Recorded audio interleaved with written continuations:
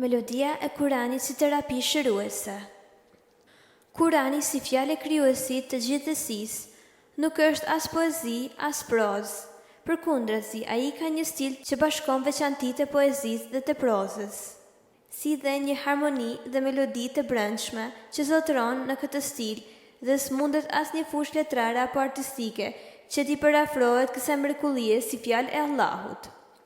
Sa herë që të lexoj Kuran, njeriu e ndjen gjërën e thellësisë të shpirtit ndikimin e kësaj melodie të brendshme.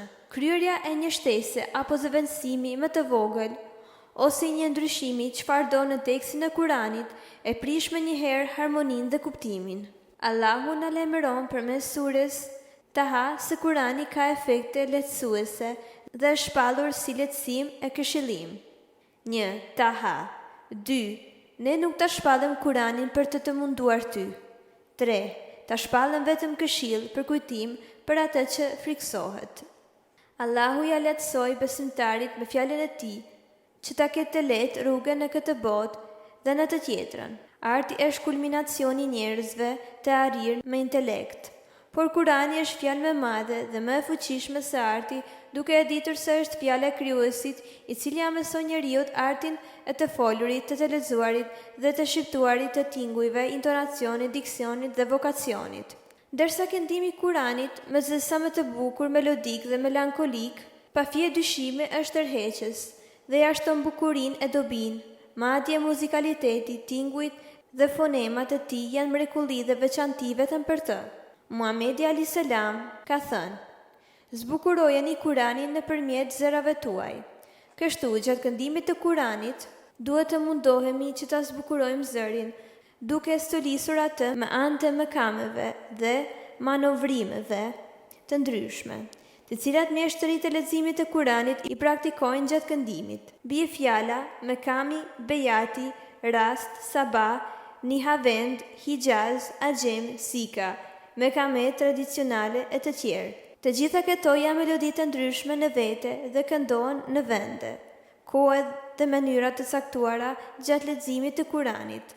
Në bazë të gjithave këtyre, kuptimi më i mirë melodik gjatë këndimit të Kuranit del vetëm atëherë kur gjendja emocionale përqendrohet thellë në meditimin, kuptimin dhe përjetimin e brendshëm shpirtëror të fjalëve të Allahut të gjithësisë.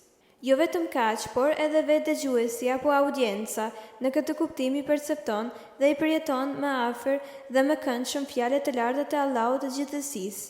Ebu Hurejra, kënaqësia e Allahut qoftë mbi të, përcjellsi i dërguari i Allahut, lavdërimi dhe shpëtimi i Allahut qofshin mbi të, ka thënë: nuk është prej nesh ai që nuk e zbukuron zërin teksa lexon Kuranin. Sahihul Buhari 6, 2737, 7089. Sot mjekësia botërore dhe shkencëtarët e neurologjisë në Amerikë u rekomandojnë pacientëve muzikën relaksuese dhe motivuese për shqetësimin nga depresioni dhe çrregullimet sociale. Shpesh në situata patologjike të sëmurët janë liruar nga dikimi i impulseve të tingujve çlirues, ashtu si trokitja e trupave qellor apo rrugët qellore që shpjegohen në surën Yasin, janë ndjerë pozitivisht. Është absurde që instrumentet e vdekura dhe të ngurta të qetësojnë e shërojnë njeriun, ndërsa Kurani, si fjalë e Allahut, shëruesi të gjallë të përhershmit, atij që është krijuesi i shpirtit të trupit, nuk po shëron.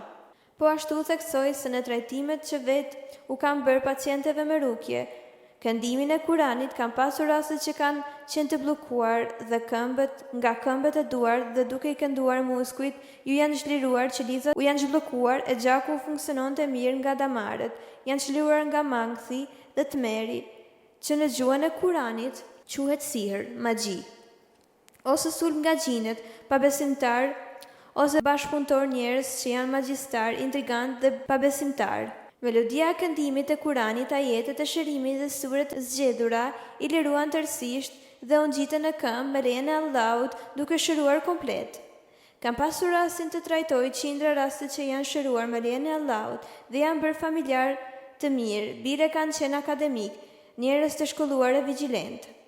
Allahu është shëruesi dhe Kurani me fuqinë e tij si fjalë e Allahut e largon magjin dhe sjell paqen e qetësinë në trupin dhe shpirtin e njeriut. Ndër dobitë e leximit, zëshëm është dëgjimi i engjëjve të ngarkuar me ndëgjimin e tyre, që u përmendim Allahun duke lexuar Kuran. ikjen dhe largimin e shejtaneve nga lexuesi dhe nga vendi në të cilin lexohet Kurani. Gjithashtu në këtë ka edhe pastrim për shtëpinë, parfumimi i saj, si dhe krijimi një ambienti të përshtatshëm për edukim dhe arsim.